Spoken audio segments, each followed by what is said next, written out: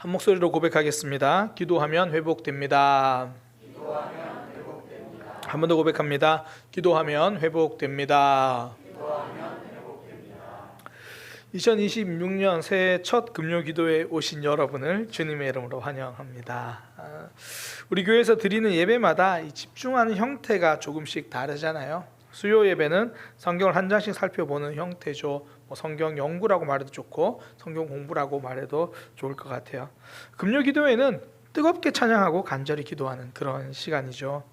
어쩌면 우리 개인으로 봐도 일주일 중에 가장 길게 기도하는 시간일 수도 있습니다. 금요 기도회.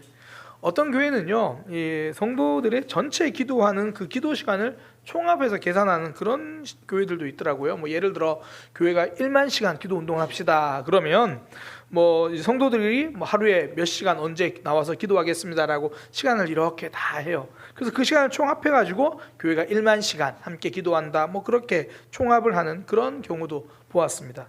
만약에 우리가 그런 식으로 이제 기도의 총합을 현재까지 우리 교회가 이렇게 합친다면, 아니면 2025년 그런 성도들이 교회에 나와서 기도한 시간을 총 합친다면 아마 이 금요 기도회가 가장 많은 시간을 담당해 주는 그런 시간이었지 않을까 생각합니다. 그런 의미에서 2026년 새해 첫 금요 기도회에 대한 말씀을 나누고 이 2026년 금요 기도회를 시작하려고 합니다. 성경에 보면 기도에 대한 말씀들이 많이 있죠. 오죽하면 기독교인들은 기도하는 사람들에서 기독교가 기도에서 나온 말이라고 오해할 정도로 기도를 참 많이 강조합니다. 성경에 나온 기도에 대한 말씀, 가장 대표적인 게 지난 주일에 우리가 나눈 예수님이 가르쳐 주신 기도, 그런 내용이겠죠. 정말 기도의 중요한 기준을 알려주고 기도의 방법을 알려줍니다. 기억하시죠?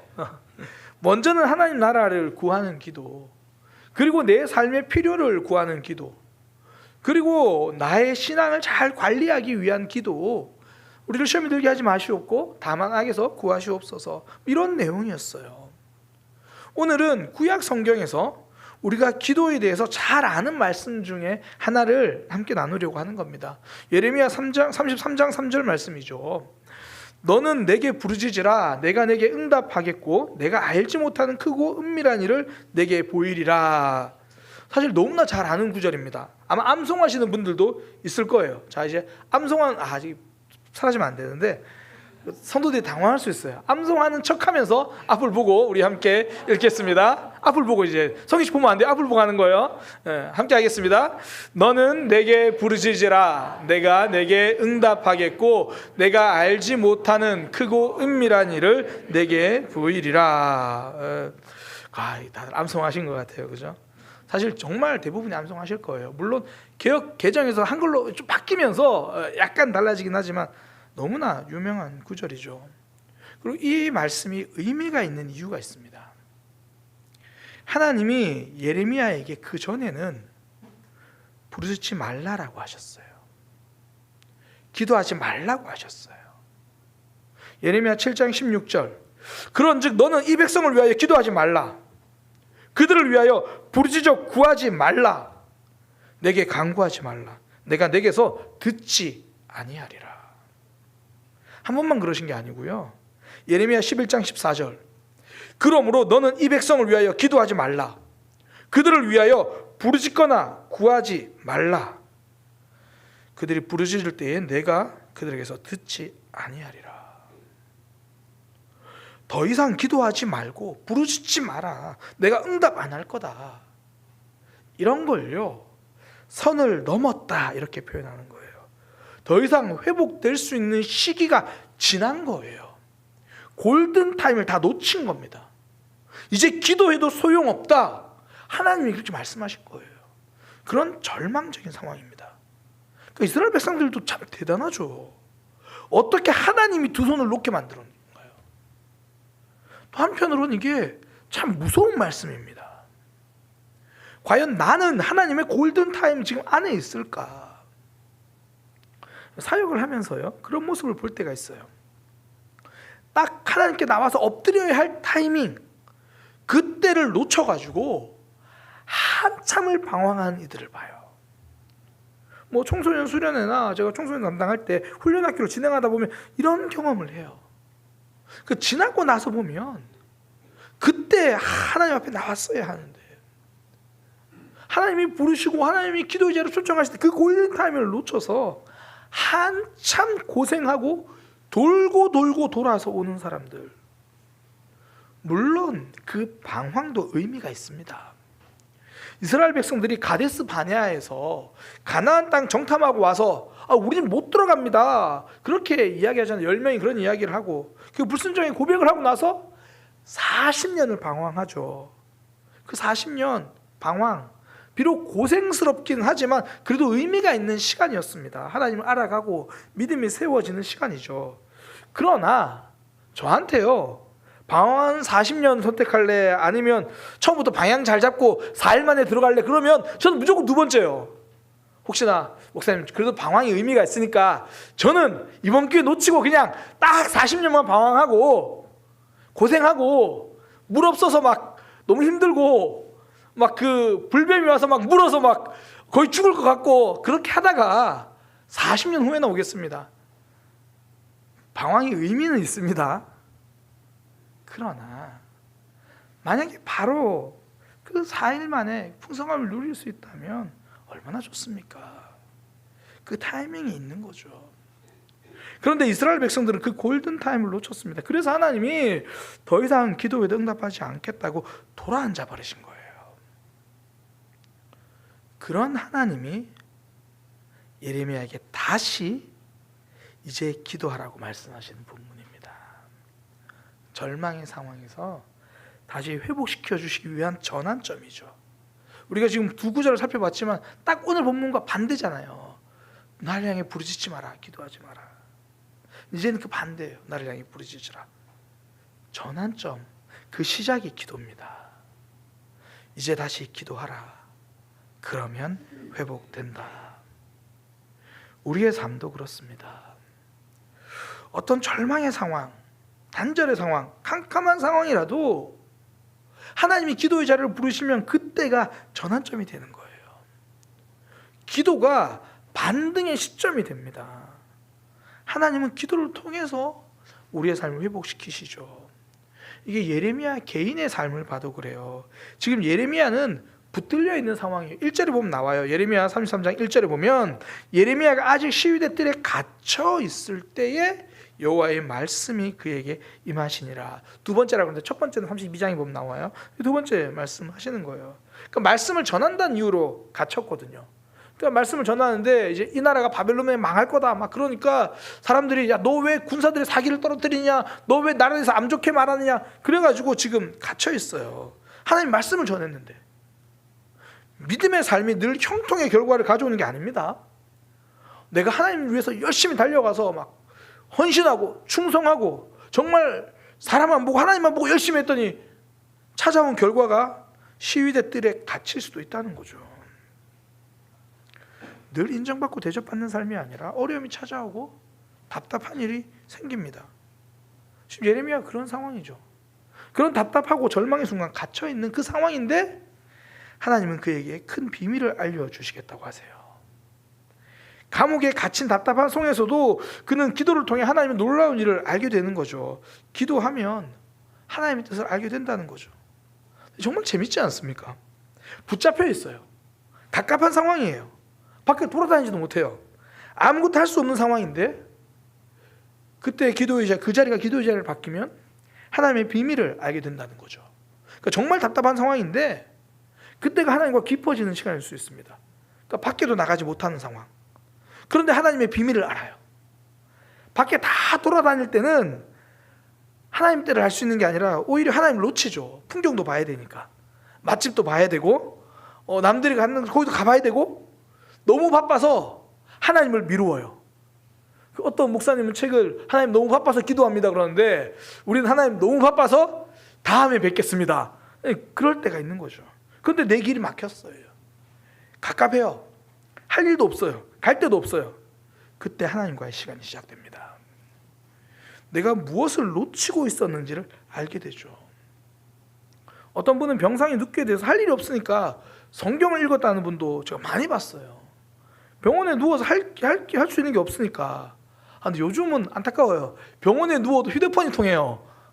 그래가지고 병원에 누워서 성경을 보는 게 아니라 이 유튜브를 본다고 하는 그런 안타까운 소식을 듣기도 하는데, 병원에 누워서 할 수 있는 게 없으니까 그 시간 동안 성경을 보면서 하나님이 어떤 분인지를 알게 되죠. 하나님의 마음을 알게 돼요.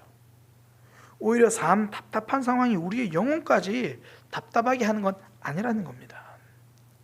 오히려 그 시간을 통해 하나님께 나오게 되는 과정이 되죠. 예레미야는 완전히 갇힌 상황인데 하나님이 기도하라고 하시고, 그러면서 하나님의 비밀을 알게 됩니다. 새로운 전환이죠. 회복의 시작입니다. 하나님이 우리를 기도의 자리로 부르실 때가 있어요.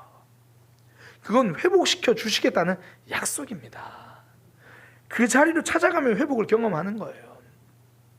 예전에 사역할 때 한 분이 자신의 친구를 전도한 적이 있어요. 그러니까 그 친구가 이제 너무 삶의 문제로 힘들어하고 어려워하니까, 야, 너 교회 나가서 나와 함께 기도하자. 근데 이런다고 교회 나온 사람 잘 없거든요. 근데 그 친구는 하나님의 은혜죠. 기도의 자리로 나왔습니다. 와서 목사님께 기도도 받고 함께 기도하기도 하고, 그때부터 그의 삶이 달라지기 시작하는 거예요. 실제로 풀리지 않던 문제들이 하나하나 풀려가기도 했고, 무엇보다 절망적인 생각만 늘 하잖아요. 이거 어떡하지? 막 그러다가 이제 보통 교회 기도하러 그냥 뜬금없이 나오지 않고 보통 예배 시간에 나오잖아요. 뭐 새벽 기도 나오고 금요 기도 나오고 이렇게 예배 시간에 나와서 기도를 하다 보니까 말 그대로 절망을 보던 사람이 하나님을 보기 시작하고, 또 설교 말씀 잘 못 알아들어도 대부분 설교 시간에 야, 너 죽어라 이런 말씀 안 하잖아요. 너 살 거다 그런 얘기를 하니까 소망을 보게 되고, 그러니까 그 기도의 시간이 전환점이 된 거예요. 많은 사람들이요, 내 인생에 전환점이 되었으면 좋겠다, 있으면 좋겠다 그런 생각하잖아요. 우리가 새해를 기대하는 이유 중에 하나가 2025년과는 좀 다르게 살아보고 싶어서.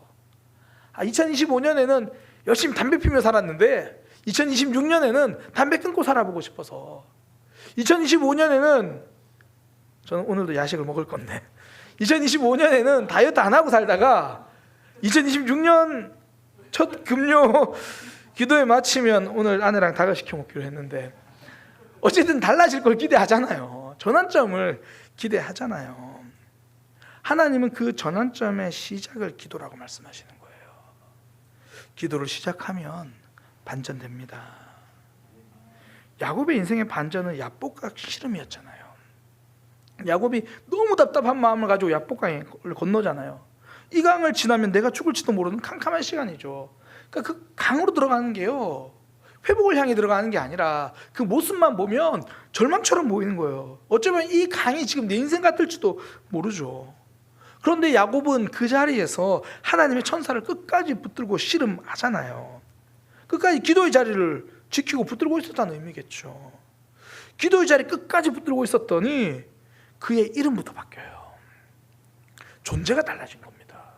속이는 야곱의 삶은 마침표 찍고 하나님과 더불어 싸우는 이스라엘의 삶이 시작돼요. 기도의 자리가 그에게 반전의 자리가 됩니다. 삶에서 밤이 없는 사람은 없습니다. 누구나 답답한 마음을 가지고 야복강을 지나야 할 때가 있죠. 그것이 야곱처럼 사랑과의 관계, 에서 때문에 그러잖아요. 사랑과의 관계이든지 아니면 예레미야처럼 주변 상황에 총체적인 절망이든지, 나라가 소망이 없으니까 그 시간을 하나님을 붙들고 기도하는 시간으로 만들어갈 때, 그때부터 새로운 반전이 시작됩니다. 제가 이전에요, 이 야복강 본문을 가지고 설교할 때 이 야복강의 히브리어를 설명해 드린 적이 있어요. 그 씨름, 야복강에서 야곱이 씨름하다고 할 때 그 씨름에 쓰이는 히브리어가 아바크입니다. 아바크. 근데 성경 전체에서 딱 이 본문에만 쓰여요. 야복에서 아바크 하는 거예요. 히브리어 모양을 보면 거의 똑같아요. 야복이랑 아바크 씨름이. 그러니까 절망의 자리 야복인데 그 자리를 하나님과 씨름하는 아바크로 만들어가는 거예요. 모습은 비슷해 보입니다.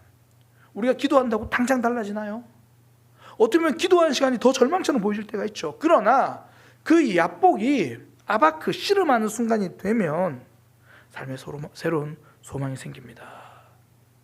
절망의 자리 야복을 하나님과 씨름하는 아바크로 만들 때 삶의 반전이 일어나는 거예요. 저는 우리 금요기도회가 그 아바크의 자리가 되기를 소망합니다.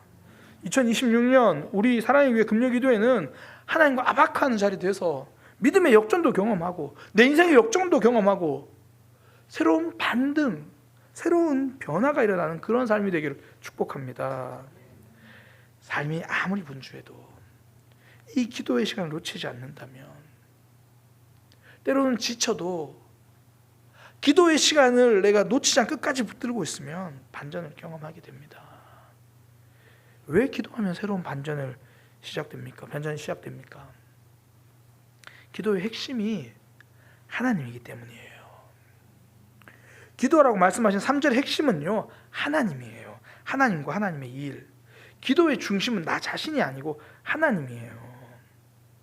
오늘 이 본문의 33장 3절이 개역 개정에 보면 너는 내게 부르짖으라 이렇게 번역되어 있는데요, 저는 이 번역도 좋지만 새 번역과 공동 번역의 번역 형태가 조금 다른데 너무 좋아요. 두 개 다 보겠습니다. 새 번역과 보면, 그러니까 너는 내게 부르짖으라 이걸 내가 나를 부르면, 공동 번역 너는 나를 불러라. 저는 이게 저한테 더 뭉클함으로 다가와요. 너는 내게 부르짖으라 그러면 막 나의 간절함에 초점이 맞춰지는 것 같은데, 너는 나를 불러라. 하나님께 초점이 맞추고 있잖아요. 기도는 하나님께 초점을 맞추는 거예요. 핵심이 하나님입니다.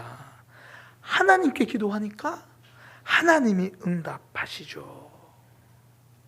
그래서 하나님이 이 너는 나를 부르라고 말씀하시기 전에 하나님이 어떤 분인지부터 알려주시는 거예요. 그게 예레미야 33장 2절, 이를 행하시는 여호와, 그것을 만들어 성취하시는 여호와, 그의 이름을 여호와라 하느니 스스로 계시는 자가 이와 같이 이르시되. 그러니까 하나님이 어떤 분인지를 알면 끝난 겁니다. 하나님을 만나면 끝난 거죠. 천지를 창조하신 그 하나님이 나의 아버지시니까. 우리가 한때 많이 찬양하던 게 사람을 보며 세상을 볼 때 만족함이 없었네. 나의 하나님 그분을 볼 때 나는 만족하였네. 그러면서 나오는 게 저기 저 있는 저 산을 보라. 천지지으신 우리 여호와 나를 사랑하시니. 그럼 된 거죠. 그러니까 기도는 그 핵심이 하나님입니다. 지금 내 상황이 무엇이냐 이거보다 이 상황 속에서 하나님은 무엇을 하실 건가, 그거 기대하면서 기도하는 거잖아요. 그러니까 나에게 내가 할 일이 아니라 하나님의 일하심. 그래서 하나님 그걸부터 알려주잖아요. 이게 번역이 지금 일하시는 여호와, 성취하신 여호와라고 되어 있는데 원래 히브리어는 일이라는 단어가 없어요. 그리고 의미 자체가 만드시는 분, 그걸 빚어가시는 분. 그래서 대부분의 번역들은 땅을 만드시고 땅을 빚어가신 하나님, 그렇게 나와 있어요. 그 땅은 회복될 이스라엘입니다. 그래서 그 뒤에 하나님이 알려주신 크고 비밀한 일은 절망의 이스라엘이 회복되겠다, 그런 이야기입니다. 그래서 4절부터 보면요, 내 힘으로 할 때는 그 다 절망이었다는 거예요.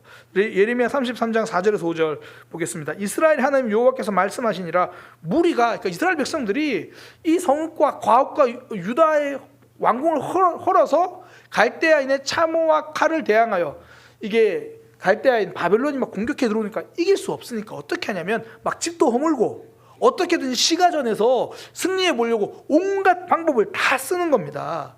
그렇게 내 방법대로 다 해봤는데, 내가 할 수 있는 거 총동원해봤는데 결론이 5절이에요. 싸우러 하였으나 내가 나의 노여로 분함으로 그들을 죽이고, 이게 바벨론이 아니라 이스라엘 백성들이에요. 그들의 시체로 이 성을 채우게 하였느니 이는 그들의 모든 악행으로 말미암아 나의 얼굴을 가리어 이 성을 돌아보지 아니하였음이라. 내 힘으로 안 됐다는 거예요. 지금 그들은 총력전을 펼쳤습니다. 내 힘으로 이 사람 만나보기도 하고 저 상황 한번 풀어보러 가려고 하고 온갖 수단 썼는데 안 돼요. 그러니 기도가 답이죠. 기도는 핵심이 하나님이니까. 그래서 하나님이 회복시키십니다. 예레미야 33장 6절에서 7절, 그러나 보라, 내가 이 성읍을 치료하며 고쳐 낫게 하고 평안과 진실이 풍성함을 그들에게 나타낼 것이다. 그리고 그 전에 이미 많은 이스라엘 백성들이 바벨론에게 패배해서 포로로 1차로 많이 끌려갔거든요. 많이 끌려갔습니다. 근데 그들조차도 회복시키겠다는 거예요. 7절에 내가 유다의 포로와 이스라엘의 포로를 돌아오게 하며 그들을 처음과 같이 세울 것이다. 내가 총력전을 펼쳤는데 안 돼요. 그때는 기도할 시간입니다. 하나님을 붙잡는 거예요. 신약 성경에 보면 그런 사람 나오잖아요. 12의 혈루병으로 고생하다가 내 힘으로 안 되니까 그가 12년 동안 경험한 게 뭐냐면 총력전으로 안 되더라 그거 경험했잖아요. 의사에게 많이 고생하고 가진 거 다 허비하고 내가 비워지는 그 시간이 하나님으로 채워지는 시간입니다. 기도의 핵심은 하나님이에요. 그래 하나님께 기도하면 하나님이 응답하시는 거죠. 성경에 보면 기도로 하나님의 일을 경험한 사람들을 보면 내가 일하는 게 아니라 하나님이 일하신 거예요. 사도 바울이 감옥에 갇힙니다. 감옥에 갇혀가지고 그게 어떡하지, 빌립보에서 감옥에 갇힐 때 어떡하지, 그러고 나서 그는 쇼생크 탈출을 찍지 않았어요. 어떻게 하면 땅을 파가지고 가나. 그때 바울과 실라가 한 일은 하나님을 찬양한 겁니다. 하나님께 집중한 거죠. 기도는 핵심이 하나님이에요. 새롬기도팀 모였을 때 어떤 분이 그러시더라고요. 기도는 방향이 하나님인 거라고. 그거예요. 그러니 하나님이 그 성문, 그 감옥문을 여시죠. 바울은 그렇게 열리고 베드로는 자고 있는데 열렸거든요. 보면 교회가 그걸 위해서 기도하고 있어요. 물론 교회는 베드로가 풀려날 거라고 생각도 못했어요. 아마 베드로의 영혼을 위해서 기도했겠죠. 그 고난 가운데 잘 견디도록 기도했겠죠. 근데 베드로는 자고 있었는데 하나님은 그 문을 여셔서 나오게 하시잖아요. 그 기도하는 사람이 놀래요. 진짜 왔다고? 왜요? 그들이 기도한 것과 어떻게 보면 다른 응답이었겠죠. 하나님, 베드로가 끝까지 믿음 지키게 해주세요. 죽음의 순간에도 힘들어하지 않게 해주세요. 그렇게 기도했을 겁니다. 작게 기도했더니 크게 응답하십니다. 내 크기로 기도했더니 하나님 크기로 응답하십니다. 기도는 우리의 총력전을 넘어서는 하나님의 역사입니다. 그러니 가장 놀라운 기적으로 하나님 우리에게 채워주시는 거예요. 가장 놀라운 기적은요, 내가 바뀌는 겁니다. 가장 큰 기적은 내 인생이 달라지는 거예요. 예레미야 33장 8절에 보면 내가 그들을 내게 범한 그 모든 죄악에서 정하게 하며 그들이 내게 범하며 행한 모든 죄악을 사할 것이다. 예루살렘이 회복되는 거 귀하죠. 그렇게 회복됐는데 여전히 그들이 하나님을 떠나 있으면 죄악이 반복될 뿐이에요. 하나님이 말씀하시는 건 그들의 존재를 변화시키겠다는 겁니다. 가장 큰 기적은 내가 달라지는 것. 하나님이 일하실 때 내가 달라집니다. 구원은 내 힘으로 안 되잖아요. 그걸 안 된다는 가장 큰 증거가 예수님이 십자가를 지신 거예요. 내 힘으로 안 되는 일을 만나면, 그 일이 찾아오면 그때는 내가 엎드려야 할 때라는 증거입니다. 예레미야 지금 시위대 뜰 안에 갇혀 있습니다. 이스라엘 백성들은 총체적인 절망입니다. 길이 보이지 않아요. 나라의 지도자라는 사람들이, 어쩌면 당시에 종교 지도자라는 사람들까지도 하나님과 다른 모습으로 걸어있는 그 총체적 그 난국 속에서요, 예레미야가 할 수 있는 건 아무것도 없습니다. 하나님이 행하시니 그 삶에 새로운 변화가 일어나는 거죠.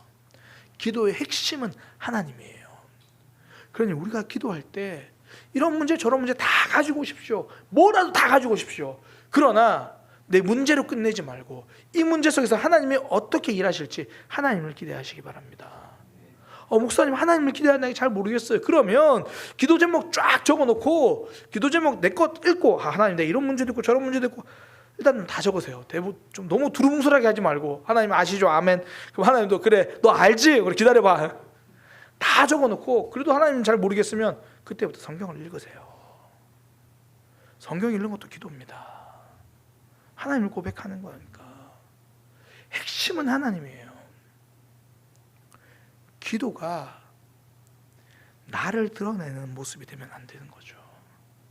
하나님께 집중할 때 하나님이 일하십니다. 그때 나의 아픔이 간증이 돼요. 예레미야 33장 9절, 오늘 본문 마지막 구절인데요. 이 성읍이 세계 열방 앞에서 나의 기쁜 이름이 될 것이며 찬송과 영광이 될 것이요, 그들은 내가 이 백성에게 베푼 모든 복을 들을 것이요, 내가 이 성읍에 베푼 모든 복과 모든 평안으로 말미암아 두려워하며 떨리라. 이방의 모든 나라들이 이제 예루살렘을 볼 때마다 하나님을 깨닫는 거예요. 그들의 회복된 모습을 볼 때마다 하나님의 역사를 깨닫는 거죠.